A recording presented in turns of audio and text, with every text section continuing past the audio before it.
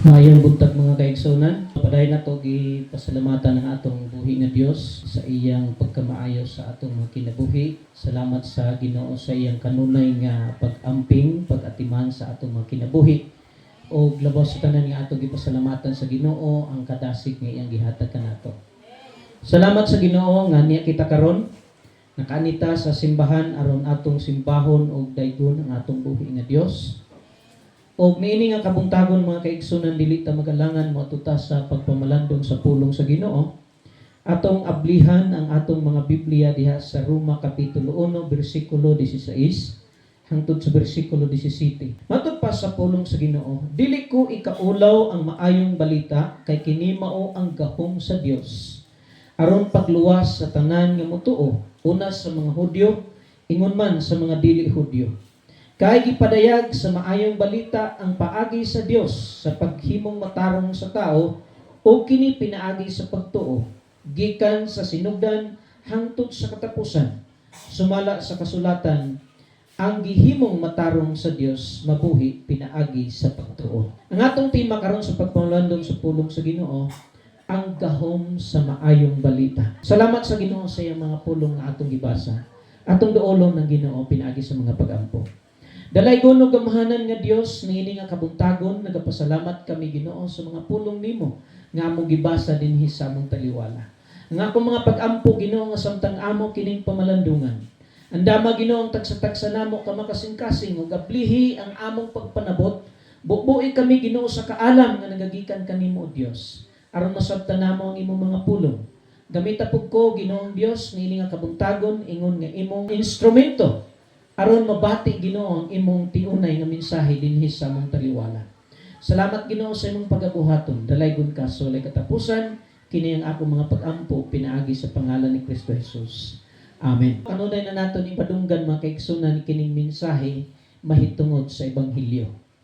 Apan ang Kristohanon dili angayan mapulan sa pagpamati sa pulong ebanghelyo, sa pulong maayong balita.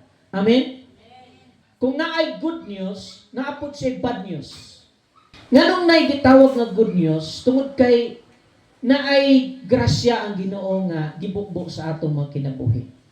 Usa pod ning bad news. Kining bad news mga kaigsunan, mao ni siya ang peligro nga kinabuhi nga nagpaabot sa mga tao nga way pagtuo diha sa Ginoo. Mao na nga dunay bad news, duna poy good news. O kanato nga mga Kristohanon, ang ebanghelyo, maayong balita ni siya para sa ato. Nga naman, tungod kay sumala pa sa pulong sa Ginoo nga atong gibasa, ingon siya Apostol Pablo, dili ko ikaulaw ang maayong balita kay kini mao ang gahom sa Dios. Aron pagluwas sa tanan nga motuo, una sa mga Hudyo, ingon man sa mga dili Hudyo. Hibaloi ang mga taong gipili sa Dios, ang mga Hudyo. Pero magpasalamat ta sa Ginoo tungod kay sa dihang wala gidawat ang ebanghelyo sa mga Hudyo, naanhi sa ato ang ebanghelyo. Kaya itong giwalihan ang mga Hudyo sa mensahe mahitungod sa kaluwasan, wala ni nila gihatagan og pagtagad, mao nga ang ebanghelyo, ang maayong balita nakaabot kanato nga dili mga Hudyo. Kita man ang gitawag og mga hintil. Buti pasabot sa mga hintil, mga taong way pagtuo. Mga tao nga dili pinili sa Dios. Mabitaw nga ang kaluwasan nga atong nabatunan gitawag ni siya grasya tungod kay dili ni para unta sa ato. Apan salamat sa Ginoo nga nakaambita sa grasya sa Ginoo.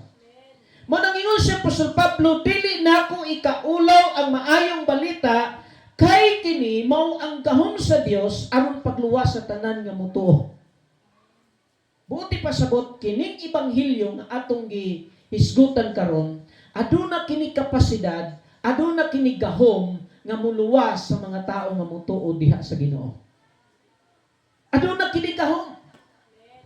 Kung ang ubang nagtuo ang pulong sa Ginoo, wala kini kapuslanan, pero para kanato nga mga magtotoo, kining pulong sa Dios, gamhanan kini diha sa atong mga kinabuhi. Nga naman, tungod sa maayong balita, ang tao nga muadton ta sa impierno, pwede nga muadto siya langit tungod sa pagtuo sa maayong balita. Mo na nga nagdala kini dakong gahom alang kanato nga mga Kristohano. Mo na nga si Apostol Pablo, bahala kung giluto siya, bahala kung nasinatian niya ang nagkalain-lain nga mga pag-anto sa kinabuhi tungod lang sa pagpakailap sa maayong balita, wala niya igsapayan mga kaigsunan. Mo na nga para kang Apostol Pablo, bahala kung nagkinaunsa na ang iyang kinabuhi. Grabe nga mga paglutos ang iyang naagian. Grabe nga mga kasakitan ang iyang naagian. Apan wala siya mohunong sa pagsangyaw sa maayong balita tungod kay nasayod siya. Bugtong ang maayong balita lamang ang paagi aron ng tao makakaplag sa kinabuhing walay katapusan. Mao na mga kaigsunan ng maayong balita. Na siguro makapangutana mo, unsa ng maayong balita, Brad? Ang maayong balita, mga kaigsunan nga giwali ni Apostol Pablo kining atong giisutan karon. Kitang tanan mga makasasala. Mao na ang bad news. Ang tanang tao nga nahimukso ibabaw na ining kalibutana, mga makasasala. Kung dunay tao nga moingon dili siya makasasala, bakakon kana siya nga pagkatao. Tungod kay ang pulong sa Ginoo nag-ingon, ang tanan nakasala og nahilayo sa himaya sa Dios. Apan nang walay bayad nga gasagikan sa Dios, mao ang kinabuhing walay katapusan. Tanawan ninyo ang Roma 3:23. Ingon siya nakasala ang tanan og nahilayo sa himaya sa Dios. Buti pasabot walay usa ka dato nga matarong. Walay usa ka dato nga matarong. Kitang tanan mga makasasala ug tungod sa atong pagkamakasasala nahilayo ta sa himaya sa Dios. Buti pasabot wala gyud tay dapit dito sa gingharian sa Dios tungod sa atong pagkadaotan. Tanawon nato ang Roma 6:23. Kay ang bayad sa pagpakasala mao ang kamatayon. Apan ang gasa sa Dios mao ang kinabuhing walay katapusan nga anaa kang Kristo Jesus nga atong Ginoo. Asa kuno nagikan kining kinabuhing walay katapusan? Anaa lamang kang Kristo Jesus nga atong Ginoo. Buti pasabot kun ang tao dili mosalig, dili motuo ni Kristo Jesus, dili siya makabaton sa kinabuhing walay katapusan. Mao na si Apostol Pablo, wala niya igsapayan ang mga paglutos, ang mga pagtamay, ang mga pagdaog-daog, ang mga pagpanamastamas siyang kinabuhi. Mawali lang niya ang maayong balita aron ang mga tao makakaplag sa kinabuhing walay katapusan diha kang Kristo Jesus lamang. Manang kita wala gyud tay pagkapuol sa pagpamalandong sa pulong sa Ginoo. Wala gyud tay pagkapuol sa pagpaminaw sa mensahe may tungod sa maayong balita. Mao gani ingon sa Apostol Pablo diha sa Korinto, ang mensahe kuno sa ebanghelyo para sa mga taong wala motuo diha sa Ginoo, binuang ang mensahe kuno sa cross. Pero alang kanato ang mensahe sa cross mga kaigsunan nagdala kinig dakong gahom alang kanato mga kaigsunan. Nganuman tungod kay kung wala namatay si Kristo dito sa cross, kung wala gilansang si Kristo dito sa cross, wala gyud tay paglao. Kitang tanan maglumbag gyud ta pangiyon sa impyerno. Pansalamat sa Ginoo nga si Kristo namatay dito sa cross. Mao na ang maayong balita nga gipasabot ni Apostol Pablo. Mao nang wala siya maulaw sa pagwali sa maayong balita. Tungod kay para kang Apostol Pablo, walay laing paagi nga ang tao makaadtog gingharian sa Dios. Walay laing paagi nga ang tao makaadtog langit, makaadto sa dapit nga gitagana sa Ginoo kun dili maulamang kining maayong balita. Kini lamang maayong balita ang muluwas sa mga taong dunay pagtuo. Una sa mga Hudyo ug unya sa mga dili Hudyo. Mura gyud na mga kaigsoon. Kung nagtuo ka nga ang moatod kanimo sa kaluwasan kaning imong pagkabuotan, nasipyat ka. Kung dunay mga tao nga nagtuo nga makaadto siya langit tungod kay matinabangon siya, buotan siya, dili siya mamalikas, unsa pa din nga iyang giila nga maayon niyang binuhatan, kung mao na ang iyang gibasihan nga makaadto siya langit, dako kay nagkasipyatan. Dako kay nagbakak mga kaigsuonan ko. Tungod kay ang pulong sa Ginoo nag-ingon, sumalap pa ni Apostol Pablo, dili ko ikaulaw ang maayong balita kay kini mao ang gahom sa Dios aron pagluwas sa tanan nga motuo, una sa mga Hudyo, ingon man sa mga dili Hudyo. Ang maayong balita lamang mga kaigsuonan ang Ebanghelyo lamang mao ang mohatod kanato sa kaluwasan. Manakitang Kristohanon, dili ta mapulan sa pagpamati niini. Tingali ang uban mo ingon, sige naman lang balik-balik, pagpaminaw anang Kristo, pagpaminaw anang Ebanghelyo, pagpaminaw anang gibuhat ni Kristo dito sa cross, yan ang dugo ni Kristo dito sa cross, nga naghinlo sa atong mga sala, wala na tayo lahing madungog. Doon na yung ba nga mga tao, mga kaigsunan nga, ang gusto nila paminawon, kung saan itong mahimong dato, kung saan itong mulambo ang imong kinabuhi, kung saan itong mahimong inila sa tibuok kalibutan. Wala ang ilang gusto paminawon. Pero kita nga mga Kristohanon, sa ako nang gikaingon, diligyod ta ang ngayon mapulan sa pagpaminaw sa Ebanghelyo. Maayong balita. Matod pa sa versikulo 17. Kay gipadayag sa maayong balita ang paagi sa Dios sa paghimong matarong sa tao o kini pinaagi sa pagtuo gikan sa sinugdan hangtod sa katapusan sumala sa kasulatan ang gihimong matarong sa Dios mabuhi pinaagi sa pagtuo. Kining maayong balita mao gyud ni ang nagpadayag ug nagsulti kanato kung giunsa kita paghimong matarong sa Dios. Giunsa kuno kita paghimong matarong sa Dios? Pinaagi sa pagtuo. O kini nga maayong balita gikan pa sa sinugdan hangtod sa katapusan dili kini pwede usbon, dili kini pwede ilisan. Kini gyud ang balita nga magdala kanato sa kaluwasan. Ingon si Apostol Pablo sumala sa kasulatan. Buti pasabot wala siya naggamit siyang kaugalingong opinion. Wala siya naggamit siyang kaugalingong pananaw o panlantaw o kaugalingon niyang ideya apan ang iyang gibasihan ang pulong sa Dios. Mano siya sumala sa kasulatan. O siya giingon, ang gihimong matarong sa Dios mabuhi pinaagi sa pagtuo. Human ang tao nito sa Ginoo, gihimo siyang matarong sa Dios. O human nga gihimo tang matarong sa Dios, kinahanglan mabuhi ta pinaagi sa pagtuo. Kung sabay buti pasabot niya na makaigsoon basin makapangutanan ta, unsa man ang pagtuo, pastor? Makauna kay mabuhi ta na. Ang buti pasabot sa ang gimatarong sa Dios mabuhi pinaagi sa pagtuo. Buti pasabot ang ikaw, ako nga gimatarong sa Dios tungod sa atong pagtuo, kinahanglan magkinabuhi ta diha sa pagtuo. Kanang pagtuo nga atong gikinabuhi, kinahanglan sa unsang sitwasyon nga imong maagian sa imong kinabuhi, kinahanglan magpabilin ka na nga pagtuo. Kaysa kining tao makaigsunan na tendency nga kanang pagtuo nga atong nabatunan, mawala mo na hinay nagkahawp sa panahon nga moagi tag mga problema. Apan ang gipasabot ni Apostol Pablo, unsa man ang sitwasyon nimo karon, unsa man ang sitwasyon nimo sa umaabot sa imong kinabuhi, kinahanglan kanunay kang mosalig ug motuo diha sa Ginoo. Kining tinuod nga Kristohanon, nasay dadun gyud ta sa Ginoo dito sa pinaka-lisod nga kinabuhi aron makakat-on ta sa pagtuo diha sa Ginoo. Kana bitaw dadun ta sa Ginoo dito sa zero balance sa atong kinabuhi. Nga kanang moingon ka, wala na gyud koy mahimo. Ikaw na lang gyud Ginoo ang bahala sa akong kinabuhi. Nganong dadun man ta sa Ginoo diha ni ana, tungod kay dunay mga panahon nga usahay magsaligta sa atong kaugalingon. Magsaligta sa atong katakos, magsaligta sa atong kapasidad. Pero sultihan ta ka mga kaigsunan, kung wala ang grasya sa Ginoo, wala gyud tay mahimo. Ang kusog nga naa sa ato, ang Ginoo may naghatag ni ana. Ang kinabuhi nga naa sa ato, ang Ginoo may naghatag ni ana. Ang tanan nga naa sa ato, ang Ginoo may tag-iya ni ana. Siguro ang uban mo ingon, dili man. Ako may naningkamot, tinuod ikaw naningkamot.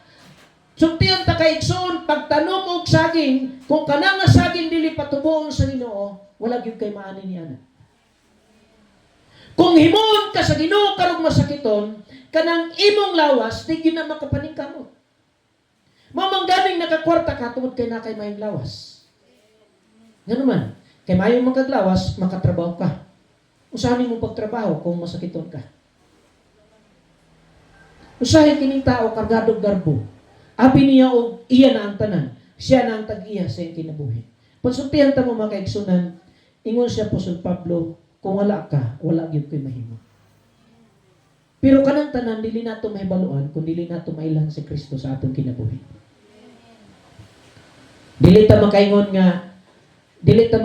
nga sa atong kaugalingon nga ikaw man gyud ay Ginoo ang tinubdan ining tanan kung wala nimo mailhi si Kristo. Pero pag nailhan nimo si Kristo sa imong kinabuhi, makaingon ka Ginoo, wala man gyud ay ako. Imo ang tanan. Ang grasya sa Ginoo, ang himaya sa Ginoo, mao nay mo pakita unsa ta kahugaw atubangan sa Ginoo.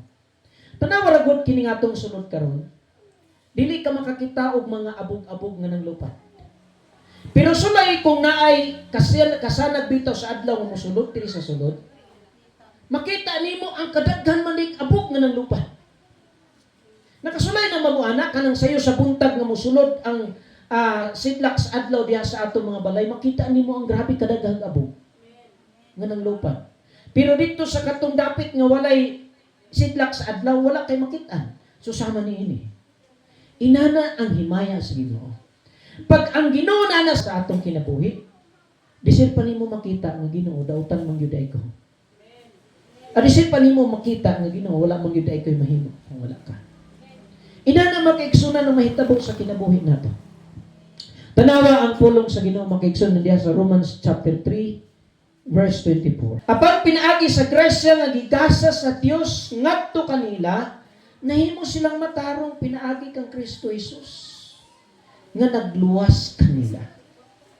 Muna nga itong gingon, ang pagkamatarong wala gina sa ato. Kanang mga tao bitaw nga maingon sila matarong sila, pero wala sila pagtuon ni Kristo. Dili sila tinuod nga matarong. Ang matarong katong tao nga giluwas ni Kristo. Nga naman, kay kining pagkamatarong wala nagikan sa ato. Kining pagkamatarong nagikan sa Dios. Sumala siyang gingon, apan pinaagi sa grasya nga gigasa sa Dios ngadto kanila, mahimo silang matarong pinaagi kang Kristo Jesus. Buti pasabot ang pagkamatarong wala nagikan sa ato. Wala ni nahimugso diya sa atong kasing-kasing nga kita-kita ra. Mahitabo lang ning pagkamatarong sa kinabuhi sa katao kung kita nakadawat og grasya gikan sa Ginoo.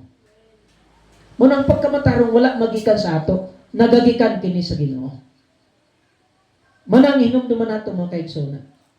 Roma kapitulo 5 bersikulo 1. Kay gihimo naman kitang matarong sa Dios pinaagi sa pagtuo, may pakigdait na kita uban sa Dios pinaagi sa atong Ginoong Hesukristo. Tato kayo ang pulong sa Ginoo. Nga ang tao mahimo lang siyang matarong kung himuon siyang matarong sa Ginoo. Kano sa man ang tao himong matarong sa Ginoo? Sa Diyan mo siya ni Kristo, musalig siya ni Kristo. Kay matod pa niya dinhi, kay gihimo naman kitang matarong sa Dios, pinaagi sa pagtuo, may pakigdait na kita uban sa Dios, pinaagi sa atong Ginoong Hesukristo. Human nga ang tao gihimong matarong sa Ginoo, nanatay pakigdait sa Dios. Kung sa'y buti pasabot niya ng pakigdait, dili na nimo kaaway ang Diyos. Dili na pud ka kaaway sa Diyos. Naanatay pakigdait. Pero niyadtong wala pa ta magtuo, wala pa ta musalig ni Kristo, kaaway ta sa Diyos. Kaaway pud nato ang Diyos. Mabita ng mga tao karong may pagtuo diha sa Ginoo, dili ganahan maminos pulong sa Ginoo. Yan naman, kay kaaway man sila sa Diyos o kaaway nila ang Diyos. Dili nila gusto nga kompetensyahan ang ilang pagtuo sa atong Ginoong Jesucristo. Nahimot ang kaaway sa Dios. Manang sa diyan mituta, gimatarong ta sa Dios, pinaagi sa atong Ginoong Jesucristo, naanatay pakigdait diha sa Dios. Bote pasabot, dili na nimo kaaway ang Dios, dili na kakaaway sa Dios, kita mga anak na sa Dios, ug ang Dios mao na ang atong amahan. Roma kapitulo 8 bersikulo 29 hangtod sa bersikulo 30. Katong gipili ng daan sa Dios, gilain niya aron may sama sa iyang anak. Aron ang iyang anak mahimong kamagulangan sa daghang mga magsuon. Buti pasabot, naada ay gipili ng daan ang Ginoo. Manang naa ka, kay gipili ka sa Ginoo. Dili ikaw may nagpili sa Dios. Mabitaw nga ang pulong sa Ginoo nagingon, dili kita may unang nahigugma sa Dios, kundi ang Dios may unang nahigugma kanato. Sa ato pa, ang Dios ti ay may nagpili ka nato, dili kita may nagpili sa Dios. Kung sahi kining tao mo tuyha ka usay ang garbo siyang kaugalingon, moingon siya nga nahimo siya Kristohanon tungod kay sa iyang paningkamot. Apan sultiyan ta kay igsoon, dili ka mahimong Kristohanon tungod sa imong kaugalingong paningkamot. Apan mahimo kang anak sa Ginoo tungod kay gihimo kang anak sa Ginoo. Mabitang dili nato na ang kapasigan po kay wala man na naggumikan sa ato. Kining tanan pinaagi lamang sa grasya sa Ginoo. So man nga gipili sa Ginoo ang tao, iyang gilain. Unsay katuyuan nganong gilain sa Ginoo aron may sama sa iyang anak nga mao ngatong Ginoong Kristo. Ang plano sa Ginoo nga ikaw, ako, nga mga magtotoo may sama sa atong Ginoong Kristo. Moabot ta mga adlaw makaigsunan nga parehas na tag kinaya sa Dios. Parehas na tag kinaya ni Kristo. Pero dili buti pasabot nga mahimo tang manluluwas. Kaya ang manluluwas si Kristo Jesus lamang. Pero pag igos may sama kita ni Kristo, may sama ta sa iyang kinaya. Kinaya ni Kristo sa man, maluluyon, mahigugmaon, mapinasayloon, mapailubon, mapaubsanon. Muna ang kinaya sa Ginoo. So, ang pag-ingon niyo nga may sama sa Ginoo, may sama siyang anak, dili puti pasabot nga mahimo kang Dios o mahimo kang manunuluwas, apan may sama ka siyang anak, mahuptan nimo ang kinaiya ni Kristo mga kaigsunan. Muna ang buti pasabot niya din eh. Okay. Sige niya sa versikulo 30. Busa gitawag sa Dios kadtong iya nang gilain. Gilain sa Ginoo tong iyang gipili. Unya ang iyang plano kini nga iyang anak, kini nga iyang gipili, may sama siyang anak. O kunya human iyang gilain, iyon siyang gihimo. Iyang gitawag. Mapito ng pulong sa Ginoo daghan ang pinagtawag apan jutay ra ang pinili. Buti pasabot sa pagtawag, general calling. Ang general calling, mga magtotoo man o dili, mga pinili man o dili, makadungog sa pulong sa Ginoo. Pero dili tanan, musanong. Kinsa naman ang musanong? Katurang mga pinili nga gilain sa Ginoo. Munang naa ka karon, kay gilain na kang daan sa Ginoo. Tungod kay gipili ka sa Dios. Sa diyang nagtawag ang Ginoo, nga mutuo ka, muduol ka sa iya, miduol ka sa Ginoo. Tungod kay gipili ka sa Ginoo. Ina na makaigsunan ang kaluwasan. Wala ka nang alagad sa Ginoo tungod kay naningkamot ka nga mga alagad sa Ginoo. Wala ka muduol sa Ginoo tungod kay naningkamot ka nga muduol sa Ginoo. Apan niduol ka sa Ginoo sa diyang gitawag ka niya tungod kay gilain ka na niyang daan o nganong gilain ka tungod kay gipili ka sa Dios. Mao na ang kamatuoran mga kaigsunan. Manang wala gyud tay kapasigarbo sa atong kinabuhi karon nga nahimo tag Kristohanon. Busa gitawag sa Dios kadtong iya nang gilain, wala lang niya tawga sila kundili gihimo usab niyang matarong o gipaambit sa iyang himaya. Subuti pasabot ang tao nga gilain sa Ginoo tungod kay iyang gipili, human nga iyang gitawag, wala lang niya igong gitawag, apan gihimong matarong o gipaambit sa iyang himaya. Muna Kristohanon kinahanglan makita ang himaya ni Kristo. Kanang Kristohanon bitaw nga maayo sa sulod sa simbahan, niya pag-abot sa gawas nahimo siya kapangdulan, wala makita ang himaya ni Kristo niya na. Kinahanglan makita ang himaya ni Kristo, kaya ang tinuod nga Kristohanon, human nga gipili siya sa Dios gilain, human nga gilain, gitawag siya sa Dios, human nga midul siya sa Dios, gimatarong siya sa Dios, ug gipaambit siya sa himaya sa Dios. Munang dili ta makatuo nga ang tinuod nga Kristohanon mahimong kapangdulan. Nga naman, mahimo inoong panalangin ng Kristohanon kay naa ang himaya sa Dios diha sa iyang kinabuhi. Amen. Dugang pa ang mga bersikulo mga kaigsunan. Roma 3:22.